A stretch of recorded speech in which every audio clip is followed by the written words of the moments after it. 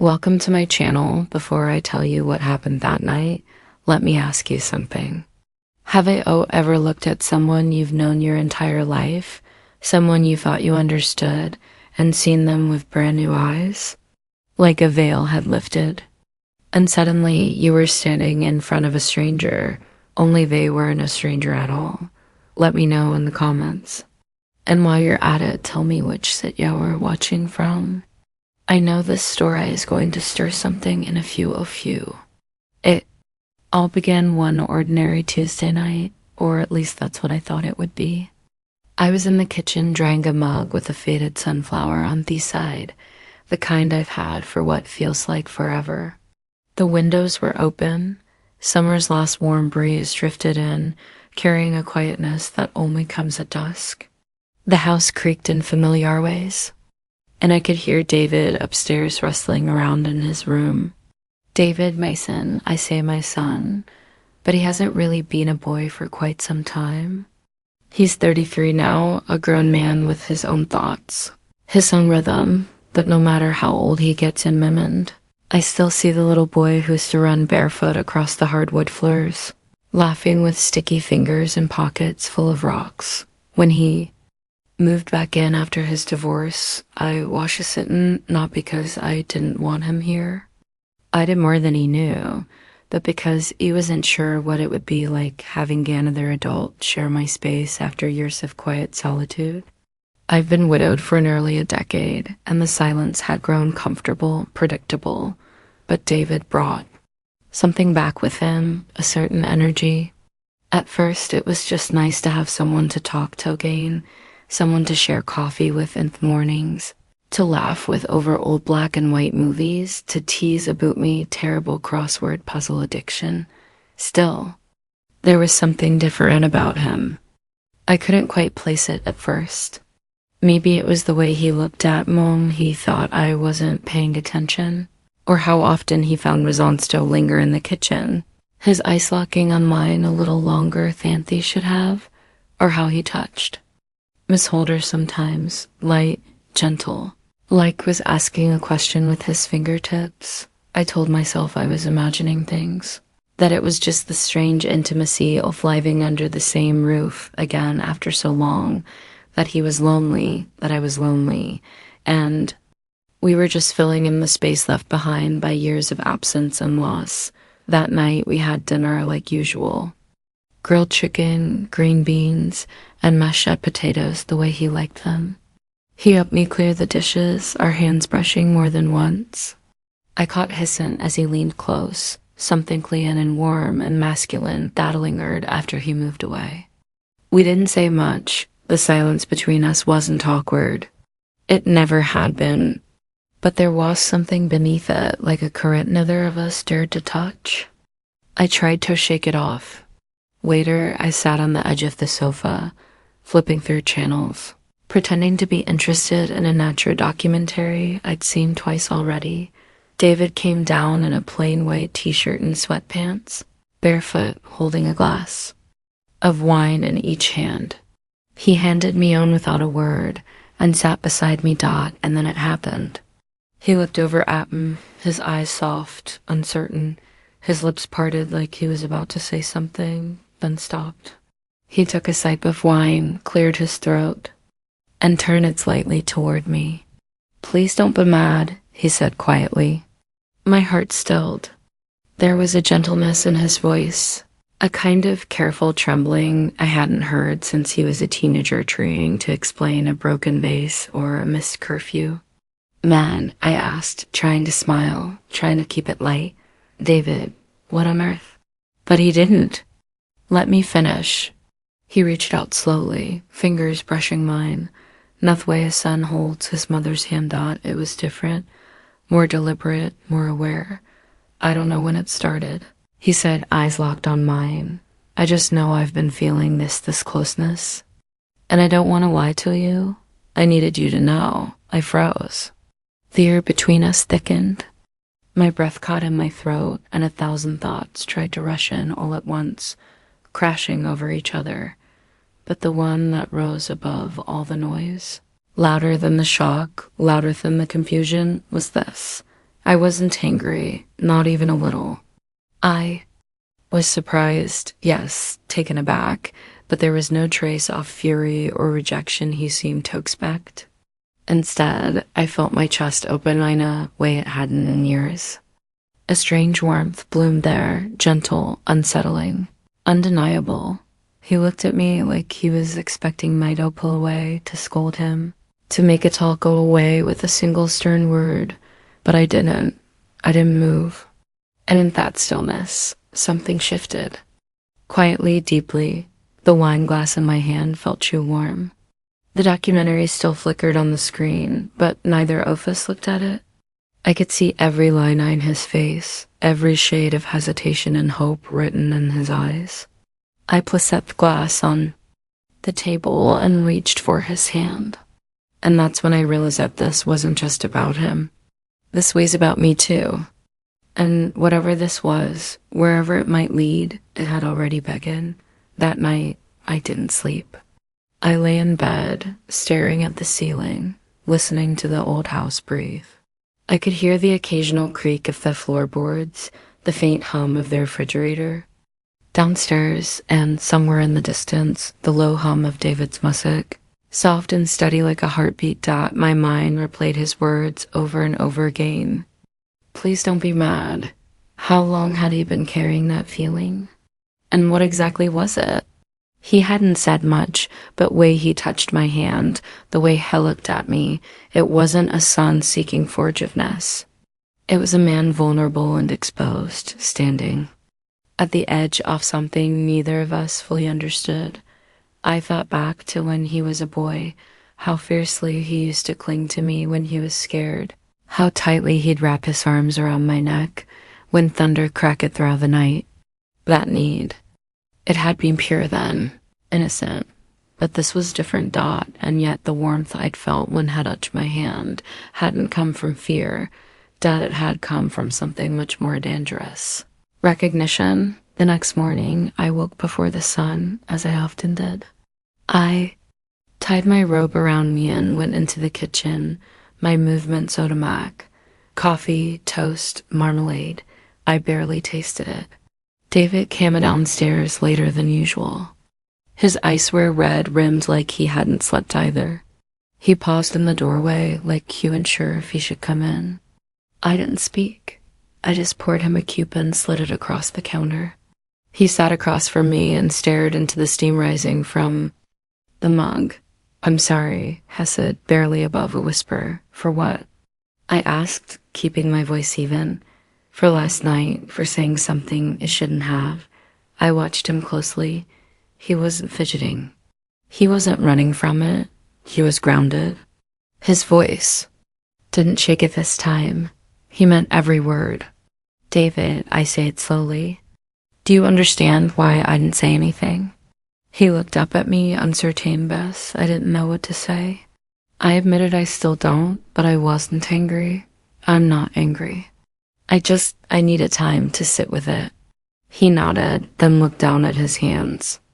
I've been sitting with it for months, Dot. It started so gradually I didn't even realize what it was at first, Dot, but the more time I spent here, the more I saw you not as just my mom, but as a woman. That word woman hit me in a way I didn't expect. I saw how you carried yourself, he continued. How you laugh, how kind you were, how beautiful you are when you didn't think anyone's watching, Dot. My heart beat louder in my ears. Is it to interrupt, to steer the conversation back to safer ground? But I didn't. I let him speak. I know how this sounds, he said. I know how it looks, but this isn't a fantasy. It's not some passing confusion. I thought about it. I fought it. And I'm tired of pretending it's not there. I felt my breath hitch. The space between us seemed to shimmer with something unspoken, like heat rising from pavement. I should have shot it down. I knew that it would have been easier, cleaner. But instead, I found myself asking the one question that had been sitting like a stone in my chest. What do you want from me, David? I looked stunned for a moment. Maybe he hadn't expected me to go there. Maybe I thought I'd push him away like he feared. But now the question was out in the open, floating between us like smoke. I don't know exactly, he said. I'm no tasking for anything specific. I just want honesty. If there's nothing in you that feels this too, I'll let it go. I'll find a way to live with it. But if there's even the smallest part, hadn't finished the sentence. He didn't need to because I already knew things were. There was a part of me, a small trembling secret part that had felt it too. The looks, the touches, the energy between us that wasn't mother and son anymore. Not entirely Dot, it terrified me. But it also woke something inside me I thought had long since. Gone to sleep, I need to take a walk, I said abruptly, standing up. Clear my head. David nodded, not pushing, not following. Okay. I stepped outside and felt the autumn air wrap around me, cool and crisp. The leaves on the maple trees had begun to turn golden red, hints of forange. The world was changing quietly without asking. I walked for nearly an hour, letting the rhythm of my footsteps calm my nerves. Every memory, every emotion from the last few months rushed through me like a tide, and I realized something I hadn't wanted to admit. I was lonely. Truly, deeply lonely, Dot. It wasn't just that David had come back into my life. It was that he saw me not as a mother, not as a housekeeper, but as somewhat alive with thoughts, feelings, desires. That afternoon, when I returned, he was sitting on the porch steps. He stood when he saw me, searching my face for a sign. I don't know what this is, I said softly. And I don't know what it means, but I do know that something has changed between us. He didn't speak. He waited. And if we're going to keep living under the same roof, I added, we need to stop pretending nothing's happened. His shoulders sagged a little. Relief, maybe, or gratitude. He nodded once. Okay, he said, Dot, then silence again. But this time it wasn't empty. It was full of possibilities. I walked past him, paused at the front door, then looked back. Come in, I said gently, and he did. The door closed behind us, and we stepped into something new, something delicate, something real. The following days passed with a strange assertive quiet between us. Not tense, no uncomfortable, but weighted like the air bore a summer storm. Dot. We went about our routines. He went for a jog in the morning, attended to the garden, and organized the pantry. Little tasks to keep our hands busy while our minds wandered in places we didn't have words for yet. But the silence wasn't absence. It was thought. Dot. It was waiting. Dot. It was evening again when it happened, when the weight between us finally gave way.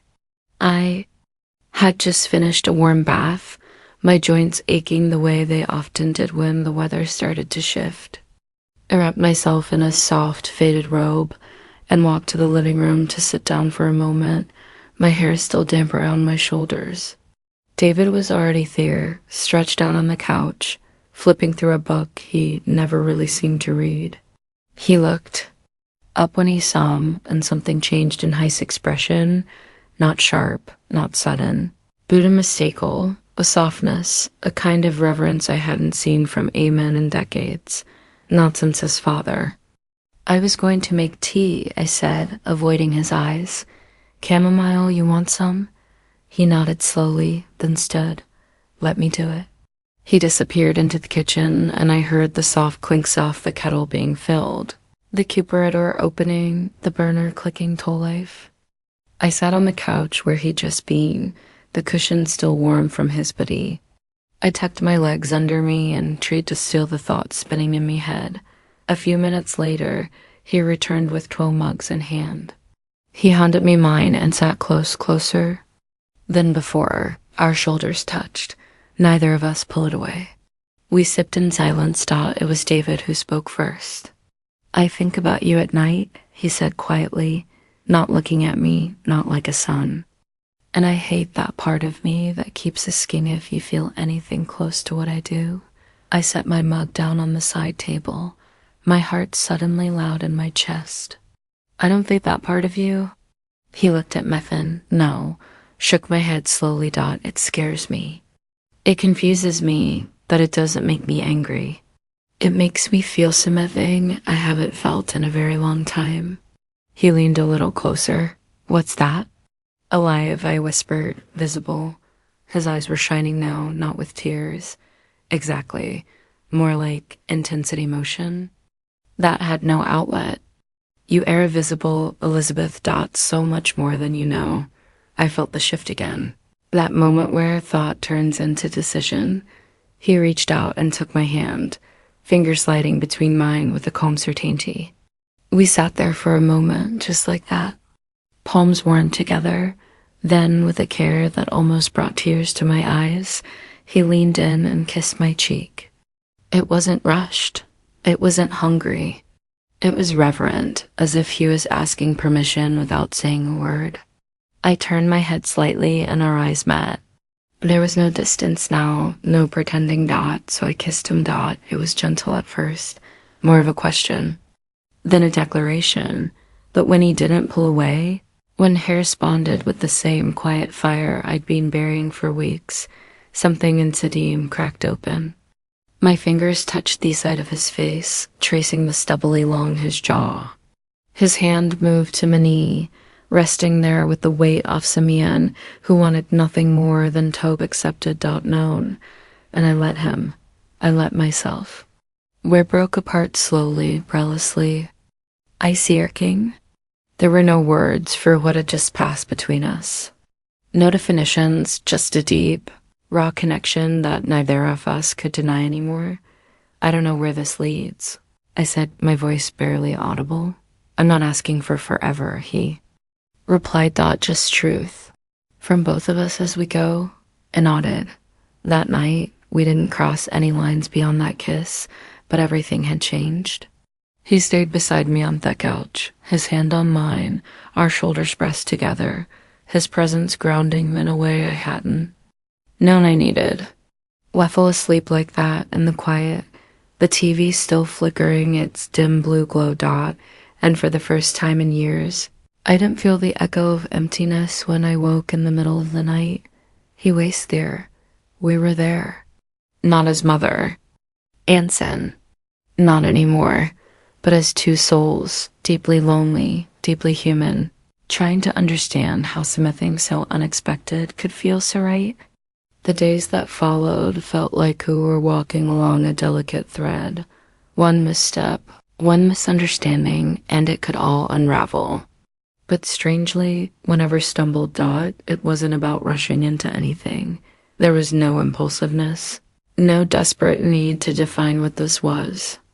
Instead, it was slow, intentional, like tending a garden after a long winter. Careful hands, quiet warmth, and deep listening. I'd wake up in the mornings and find the kitchen already filled with the smell of coffee. David would be there barefoot, hair tousled, holding two mugs, one for him, one for me, always ready, always gentle. And in the evenings, we didn't talk much about what was happening between us. We didn't need to. It wasn't the way he would reach for my hand while Lou watched something on TV, the way I'd brush my fingers along his arm when passing him the salt at dinner, a language that needed no translation, but it wasn't perfect. One night, while we were sitting on the back porch, the air cool and heavy with the scent of damp grass, David spoke. I've been thinking about what people would say, he said, eyes fixed on the darkness beyond the yard. If they knew, if they even guessed. I swallowed the lump that rose in my throat. I'd been thinking the same thing. It wouldn't matter to them, I said, forcing my voice to stay calm. They'd judge, they'd shame, they'd turn it into something ugly. But it's not ugly, I said quickly, turning to look at me. It doesn't feel wrong, does it? No, I said truthfully. It doesn't feel wrong. It feels honest, which is more than I can say about most of my life. He reached over, took my hand again. I never got tired of that. The warmth of it, the grounding. I'm not asking to take over your world, he said. I'm not asking to change who you are or what you've been to me. I want to be with you. However you'll have me, whatever way makes sense. The tears that came then surprised me, not from sadness, but from the rare feeling of being chosen. No doubt of obligation, not out of duty, but because at my age, someone saw me again. You already are, I whispered. The next morning, I called me sister and told her David had gone on a short trip for work. It was a lie, but I needed time. We both did. Time to sit in this new version office without outside eyes, judging what they could never understand. That afternoon, we made lunch together. Nothing fancy, just sandwiches and fresh fruit. But something about the way he moved around me, the way our rhythm had formed so effortlessly, made everything feel natural. Right, that we sat in the sunroom afterward and reading a dog-eared novel, and me working through a crossword puzzle I'd done a dozen times. Before and then he looked up completely still and said, I've never felt this kind of peace. Not in my whole life. And I realized neither had I. What had started as a moment of vulnerability, one whispered phrase, please don't be mad, had unraveled something deeply buried inside us both. No, it wasn't a story the world would understand. No, we didn't have answers to every question, but we had truth, we had tenderness, and we had time, however much or little remained, to live without shame. That night we lay side by side for the first time. No pretense, no excuses, just us beneath. The quiet hum of the ceiling fan. The window cracked to let in the summer breeze. He traced circles on my shoulder with his fingertips. Andy listened to his breathing, steady, comforting. I thought about all the years I spent insolence and widowhood, in the habit of being invisible, and I thought about him, about his courage to say the one thing I'd been too afraid to name.